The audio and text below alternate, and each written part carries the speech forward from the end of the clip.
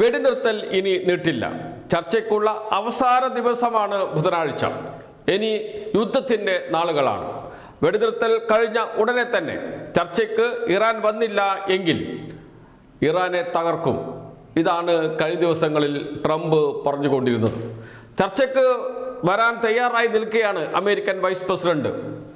പാകിസ്ഥാനിലാണ് ചർച്ച നിശ്ചയിച്ചത്, എന്നാൽ ഞങ്ങൾ അങ്ങോട്ടില്ല എന്ന് ഇറാൻ പ്രഖ്യാപിച്ചു. പരസ്യമായിട്ടാണ് പറഞ്ഞത് ചർച്ചയ്ക്കില്ല.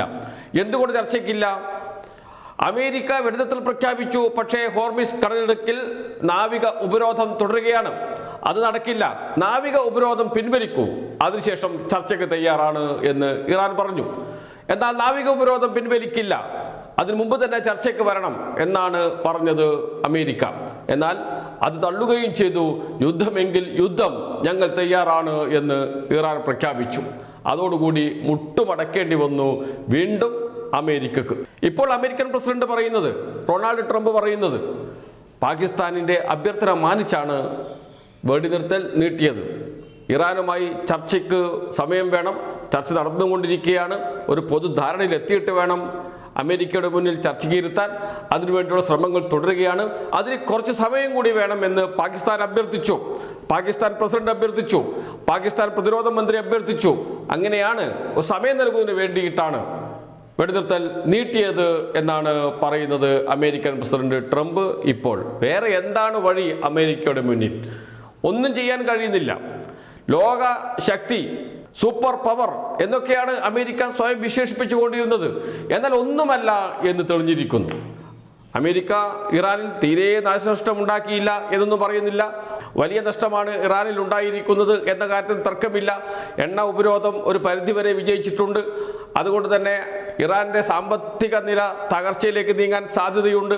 അങ്ങനെ ഒരു സാമ്പത്തിക ഉപരോധത്തിലൂടെ ഇറാനെ തകർത്ത് ഇറാനിൽ ആഭ്യന്തര യുദ്ധം അല്ലെങ്കിൽ രാഷ്ട്രീയമായി ചേരിതിരിവുണ്ടാക്കി ആഭ്യന്തര പ്രശ്നങ്ങളുണ്ടാക്കി അവിടെ ഇടപെടാൻ കഴിയുക, ഇറാനെ ചൊൽപ്പടിയിൽ നിർത്താൻ കഴിയുക, അതാണ് പുതിയ നീക്കം. അത് എത്രമാത്രം വിജയിക്കുമെന്ന് നമുക്ക് കണ്ടറിയാം. ഏതായാലും ഇറാനെ സാമ്പത്തികമായി ബുദ്ധിമുട്ടിക്കാൻ, എണ്ണ ഇറാനിൽ നിന്ന് പുറത്തേക്ക് പോകുന്നത് ഒരു പരിധിവരെ തടയാൻ കഴിഞ്ഞിട്ടുണ്ട് അമേരിക്കയ്ക്ക് എന്ന കാര്യത്തിൽ തർക്കമില്ല. ഇപ്പോഴിതാ പുതിയ വാർത്ത വന്നിട്ടുണ്ട്.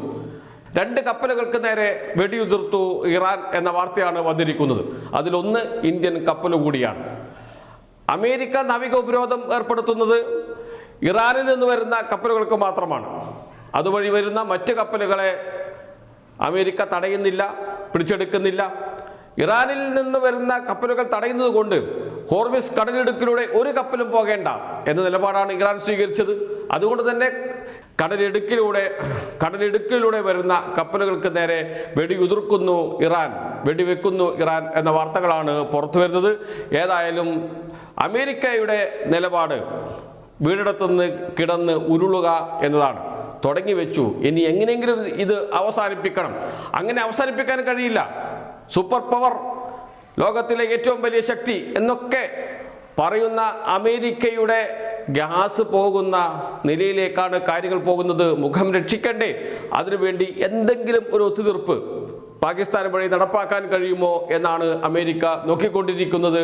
അതിൻ്റെ ഭാഗമായിട്ട് തന്നെയാണ് ഇപ്പോഴത്തെ ഈ വെടിനിർത്തൽ നീട്ടലും എന്ന് പറയേണ്ടി വരും.